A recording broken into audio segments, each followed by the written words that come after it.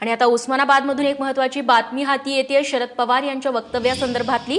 महाराष्ट्रात 81% शेतकऱ्यांकडे 2 एकर इतकी जमीन आहे, तो ऊस घेतो, तो बागायतदार कसा होऊ शकतो असा सवाल शरद पवार यांनी उपस्थित केलेला आहे।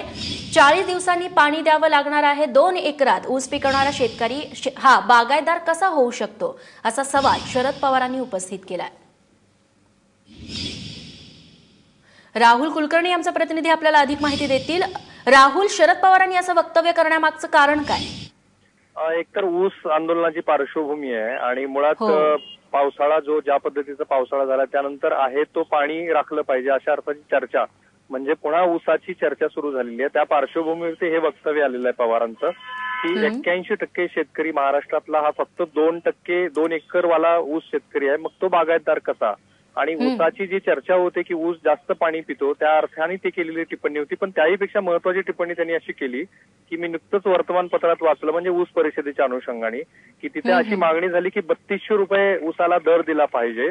खरं म्हणजे जी अतिशय जाणकार मंडळी आहेत त्यांची राज्यात आणि केंद्रात सुद्धा सत्ता आहे, त्यामुळे त्यांनी तो एकदाचा ऊसाचा भाव देऊन टाकावा।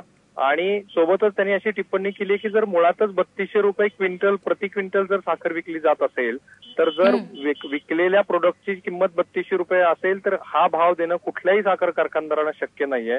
म्हणून मग राज्य सरकार आणि केंद्र सरकारने जो तफावत आहे ती तफावत द्यावी अशा अर्थाचा त्यांनी चेंडू जो आहे तो आता बहुधा असं दिसतंय की स्वाभिमानीचं जे आंदोलन आणि आता होऊ घातलेलं शिवसेनेचं जे आंदोलन आहे त्या पार्श्वभूमीवरती मारलेलं आहे। त्याच्या प्रतिक्रिया निश्चितपणे आपल्याला साखर कारखानदाराकडून आणि ऊस उत्पादकाकडून पाहायला मिळू शकतात। रेश्मा, नक्कीच राहुल, धन्यवाद तुम्ही दिलेल्या माहितीबद्दल।